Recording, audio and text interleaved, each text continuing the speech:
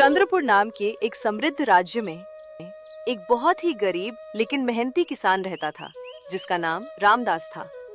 रामदास का एक जवान बेटा था जिसका नाम विक्रम था। विक्रम कोई भी कामकाज नहीं करता था। वह दिन भर बस गांव की गलियों में आवारागर्दी करता रहता था और अपने दोस्तों के साथ इधर उधर घूमता फिरता था। एक दिन रामदास ने उसे प्यार से अपने पास बुलाया और कहा, बेटा विक्रम, अब तुम बड़े हो गए हो, तुम्हारी मूछें भी निकल आई हैं। अब तुम्हें कुछ काम धंधा करना चाहिए। मैं अब बूढ़ा हो चुका हूँ और मेरा शरीर भी पहले जैसा मजबूत नहीं रहा। विक्रम ने बड़े रूखे अंदाज में जवाब दिया, बापू, आप ही मेरे माता पिता हो और आपने ही मुझे इस दुनिया में लाया है, इसलिए मुझे जीवन भर खिलाने पिलाने की जिम्मेदारी भी आपकी ही है। मैं कोई काम नहीं करूंगा। ये कठोर बात कहकर वो झोपड़ी से बाहर चला गया। रामदास बहुत दुखी हो गया। उसने अपनी पत्नी सावित्री से कहा, सावित्री, मैं विक्रम को समझा समझा कर थक गया हूँ। अब मुझे समझ नहीं आता कि उसे कैसे सुधारूं। क्या मैं इस बुढ़ापे में भी खेतों में दिन रात काम करता रहूंगा? आप इतना दुखी मत होइए। आप राजा के दरबार में जाकर विक्रम की शिकायत कर दीजिए। शायद राजा उसे समझाकर सही रास्ते पर ला दे। रामदास को ये बात ठीक लगी। उसी दिन वह चंद्रपुर के राजा महाराज वीरेंद्र सिंह के दरबार में जा पहुंचा। दरबार में पहुंचते ही वह जोर से बोला, दुहाई है महाराज, मेरा न्याय कीजिए। राजा ने शांत स्वर में पूछा, कहो किसान, तुम्हें क्या कष्ट है? महाराज, मेरा एक ही बेटा है, विक्रम। मैंने उसे बहुत प्यार से पाला था कि वह बड़े होकर मेरे बुढ़ापे का सहारा बनेगा, लेकिन अब वह कोई काम नहीं करता।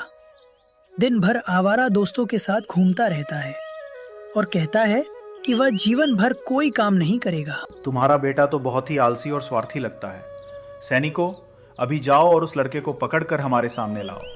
सैनिक तुरंत विक्रम को पकड़कर दरबार में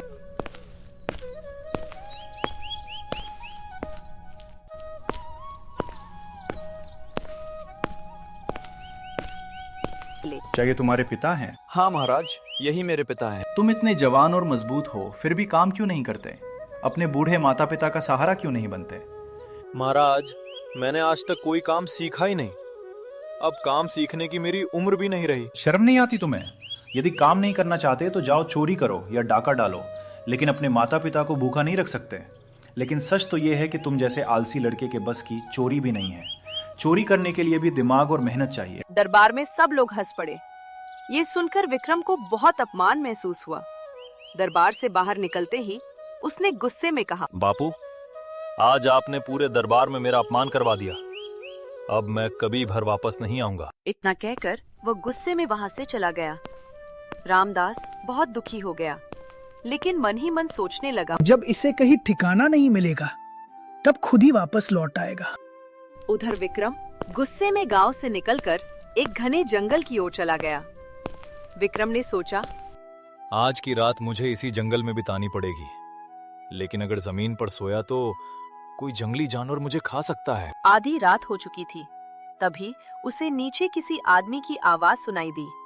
विक्रम ने नीचे झांका तो देखा कि एक आदमी बैठा हुआ है और उसके सामने हीरे, सोना और मोतियों से भरी एक थैली पड़ी है। वह आदमी खुशी से कह रहा था, वाह, आज तो बहुत बड़ा माल हाथ लगा है। विक्रम तुरंत समझ गया कि ये कोई चोर है। वो सोचने लगा, काश इतनी दौलत मेरे पास भी होती है। उसी समय उसका संतुलन बिगड़ गया और वो पेड़ से फिसलकर सीधे नीचे गिर पड़ा। कौन हो तुम? मेरा नाम विक्रम है। मैं घर से नाराज होकर निकला हूँ। तब विक्रम ने उससे अपनी पूरी कहानी बता दी। चोर मन ही मन सोचने लगा, ये लड़का जवान और ताकतवर है, अगर इसे अपने साथ मिला लूं तो काम आसान हो जाएगा। मेरा नाम भैरव है। क्या तुम चोरी करना सीखना चाहोगे? क्या मैं ये कर पाऊंगा? अगर मेरे साथ रहोगे तो बहुत जल्दी अमीर बन जाओगे और अपने अपमान का बदला भी ले सकोगे। विक्रम उसकी बातों में आ गया और बोला, ठीक है, मैं तैयार हूँ। तो चलो मेरे साथ। मेरा ठिकाना नीलगिरी के जंगल में है। और इस तरह विक्रम ने चोरी की दुनिया में कदम रख दिया। भैरव विक्रम को अपने साथ नीलगिरी के घने जंगल में बने अपने गुप्त ठिकाने पर ले गया। वह जगह बाहर से एक साधारण झोपड़ी जैसी दिखाई देती थी, लेकिन अंदर चोरी का बहुत सारा सामान छिपा हुआ था। विक्रम, आज से मैं तुम्हारा गुरु हूं और तुम्हें चोरी के सारे गुर सिखाऊंगा। विक्रम ने भी आदर से सिर झुकाकर कहा, गुरुजी, मैं आपको अपना गुरु मानता हूँ। मैं पूरी लगन से आपसे ये काम सीखूंगा। भैरव मुस्कुराया और बोला, मुझे तुमसे यही उम्मीद थी। अगला भैरव ने विक्रम को सिखाया कि रात में बिना आवाज किए किसी घर में कैसे घुसा जाता है, और भी बहुत सारे तरीके। विक्रम तेज दिमाग का था। उसने बहुत जल्दी ये सब तरीके सीख लिए। लगभग 1 महीने के अंदर ही विक्रम चोरी के सारे गुर सीख गया। अब वह भैरव के साथ कई जगहों पर चोरी करने जाने लगा। धीरे धीरे वह एक चालाक और नामी चोर बन गया। एक दिन विक्रम ने अपने गुरु से कहा, गुरुजी, अब समय आ गया है कि मैं अपने अपमान का बदला लूं। किससे बदला? राजा वीरेंद्र सिंह से। उन्होंने पूरे दरबार में मेरा मजाक उड़ाया था। मैं उनके महल का खजाना ही चुरा लूंगा। भैरव थोड़ा चिंतित हुआ और बोला, यह बहुत जोखिम भरा काम है। लेकिन विक्रम अपने फैसले पर अड़ा रहा। ठीक है, अगर तुम ऐसा करना चाहते हो तो मैं तुम्हारी मदद करूंगा। अगला दिन उन्होंने पूरा खजाना लूट लिया, लेकिन जाते जाते विक्रम ने वहाँ एक चिट्ठी छोड़ दी। अगली सुबह महल में हड़कंप मच गया। खजांची दौड़ते हुए राजा के पास आया और बोला, महाराज, बहुत बड़ा अनर्थ हो गया। पूरा खजाना चोरी हो गया है। महाराज, चोर एक चिट्ठी भी छोड़ गया है। राजा ने वो चिट्ठी पढ़ी।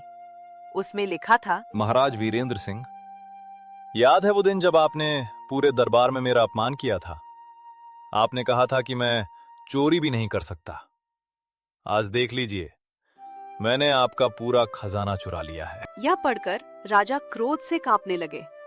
उन्होंने तुरंत सैनिकों को आदेश दिया, अभी जाओ और किसान रामदास के घर से उसके बेटे विक्रम को पकड़कर मेरे सामने लाओ। सैनिक तुरंत रामदास के घर पहुँचे। उन्होंने दरवाजा खटखटाया और चिल्लाकर कहा, रामदास, तुम्हारा बेटा विक्रम कहाँ छिपा है? महाराज, वह तो कई महीनों से घर ही नहीं आया। सैनिकों ने विश्वास नहीं किया। उन्होंने घर की तलाशी ली, लेकिन विक्रम कहीं नहीं मिला। तब सैनिकों ने रामदास और उसकी पत्नी सावित्री को ही पकड़ लिया और उन्हें महल ले गए। विक्रम कहाँ है? रामदास रोते हुए बोला, महाराज, हमें सच में नहीं पता। लेकिन राजा ने क्रोध में आकर आदेश दिया, इन्हें काल कोठरी में डाल दो। उधर विक्रम और भैरव अपने ठिकाने पर बैठकर लूटे हुए खजाने को देखकर खुश हो रहे थे। कुछ दिनों बाद एक रात वे दोनों किसी और जगह चोरी करके लौट रहे थे। तभी रास्ते में अचानक तेज बारिश शुरू हो गई। बारिश से बचने के लिए वे पास के एक गांव में पहुंचे और एक बड़े घर का दरवाजा खटखटाया। अंदर से आवाज आई, कौन है? हम यात्री हैं, इस तूफान में फंस गए हैं। क्या हमें आज रात यहाँ रुकने की अनुमति मिल सकती है? घर का मालिक एक अमीर व्यापारी था जिसका नाम धनराज सेठ था। उसने दरवाजा खोला और दोनों को अंदर बुला लिया। हमारे यहाँ मेहमानों का बहुत सम्मान होता है। उसी समय विक्रम की नजर सेठ की बेटी सुहानी पर पड़ी। सुहानी बहुत सुंदर और शालीन थी। विक्रम उसे देखते ही मोहित हो गया। रात को जब दोनों अपने कमरे में गए तो विक्रम ने धीरे से कहा, गुरुजी, मैं उस लड़की से विवाह करना चाहता हूँ। ठीक है, कल सुबह मैं उसके पिता से बात करूंगा। सेठ जी, मैं आपसे आपकी बेटी सुहानी के विषय में एक जरूरी बात करना चाहता हूँ। जी कहिए। ये मेरा बेटा विक्रम है। हमारे पास बहुत धन संपत्ति है और नीलगिरी के जंगल में हमारा बड़ा घर है। मेरे बेटे को आपकी बेटी बहुत पसंद आई है और वह उससे विवाह करना चाहता है। सेठ धनराज कुछ देर सोचने लगे। देखिए, मुझे अपनी बेटी का विवाह तो करना ही है, लेकिन पहले मैं यह जानना चाहता हूँ कि आपका बेटा करता क्या है। इसे काम करने की क्या जरूरत है? मेरे पास इतना धन है कि 7 पीढ़ियां बैठकर खा सकती हैं। क्या आपका बेटा कोई कला या काम जानता है? नहीं, इसे कोई काम सीखने की जरूरत नहीं पड़ी। ये सुनकर सेठ गंभीर हो गए। माफ कीजिए, लेकिन मैं अपनी बेटी का विवाह ऐसे व्यक्ति से नहीं कर सकता जो कोई काम या हुनर नहीं जानता। मैं धन से ज्यादा गुण और मेहनत की कद्र करता हूँ। ये सुनकर विक्रम और भैरव दोनों चुप हो गए। वे वहाँ से विदा लेकर निकल पड़े। रास्ते में विक्रम ने कहा, गुरुजी, चाहे कुछ भी हो जाए, मैं सुहानी से ही विवाह करूंगा। लेकिन कैसे? उसके पिता ने साफ मना कर दिया है। विक्रम गुस्से में बोला। मैं एक रात उसके घर जाकर सुहानी को उठा लाऊंगा। भैरव ने तुरंत डांटते हुए कहा। ऐसा कभी मत करना। जबरदस्ती से किया गया विवाह कभी सुख नहीं देता। अगर तुम सच में सुहानी से विवाह करना चाहते हो तो तुम्हें चोरी छोड़कर कोई ईमानदार काम सीखना होगा। गुरुजी, आप नीलगिरी लौट जाइए, मैं अभी कोई काम सीखने जाता हूँ। ठीक है, मैं तुम्हारा इंतजार करूंगा। विक्रम एक दूसरे गांव में पहुंचा। वह एक सुनार की दुकान पर गया और बोला, सेठ जी, मैं सुनार का काम सीखना चाहता हूँ। इस काम को सीखने में कम से कम 3-4 साल लगते हैं। क्या ये 3-4 दिन में नहीं सीख सकता? तुम कभी ये काम नहीं सीख सकते, जाओ यहाँ से। इसके बाद विक्रम कई जगह काम सीखने गया, लेकिन हर जगह उसे यही जवाब मिला कि किसी भी काम को सीखने में बहुत समय लगता है। वो निराश होकर लौट रहा था। मजदूरी एक ऐसा काम है जिसे तुरंत शुरू किया जा सकता है। उसने भी मजदूरों के साथ काम शुरू कर दिया। दिन भर उसने कड़ी धूप में मेहनत की। शाम को उसे उसकी पहली मजदूरी मिली। वह बहुत खुश हुआ। वह सीधे सेठ धनराज के घर पहुंचा। उसने कहा, सेठ जी, आज मैंने मेहनत करके पैसे कमाए हैं। क्या अब आप अपनी बेटी का विवाह मेरे साथ करेंगे? सेठ उसकी ईमानदारी देखकर बहुत खुश हुए। बेटा, मुझे खुशी है कि तुमने मेहनत का रास्ता चुना। मैं अपनी बेटी का विवाह तुम्हारे साथ करूंगा। लेकिन उन्होंने एक शर्त रखी। ये विवाह मेरे गुरु संत कबीर दास के आश्रम में होगा। विक्रम उनके साथ आश्रम गया। वहाँ संत कबीर की वाणी सुनकर उसके दिल में गहरा परिवर्तन आया। संत कबीर की शिक्षा थी कि चोरी और बेईमानी से कभी सच्ची खुशी नहीं मिलती। सच्चा धन मेहनत और भक्ति में होता है। इन शिक्षाओं ने विक्रम का मन बदल दिया। अगले ही दिन विक्रम और सुहानी का विवाह हो गया। कुछ दिनों बाद सेठ धनराज विक्रम के घर आए। बेटा, अगर तुम्हें मेहनत करनी ही है तो अपने खेतों में क्यों नहीं करते? विक्रम हैरान हो गया। आपको मेरे बारे में ये सब कैसे पता? जब तुम पहली बार मेरे घर आए थे तभी मुझे तुम पर शक हुआ था, इसलिए मैंने अपने लोगों से तुम्हारे बारे में सब पता करवाया। विक्रम शर्मिंदा हो गया। मैं सच में चोरी छोड़ना चाहता। फिर वह अपने गुरु भैरव के पास गया। गुरुजी, अब मैं चोरी का जीवन छोड़ना चाहता हूँ। अगर तुम सच में बदलना चाहते हो तो आज से ही ये काम छोड़ दो। तो कृपया वो सारा धन मुझे लौटा दीजिए जो हमने राजा के खजाने से चुराया था। भैरव ने वो सारा धन उसे दे दिया। विक्रम अपनी पत्नी सुहानी के साथ स्वर्णपुर वापस पहुंचा। वो सीधे राजा के दरबार में गया। उसने कहा, महाराज, मैंने आपके खजाने में चोरी की थी। मैं अपना अपराध स्वीकार करता हूँ। ये सारा धन वापस लेने की कृपा करें। राजा हैरान रह गए, लेकिन जब उन्होंने देखा कि विक्रम सच में बदल चुका है तो उन्होंने उसे माफ कर दिया।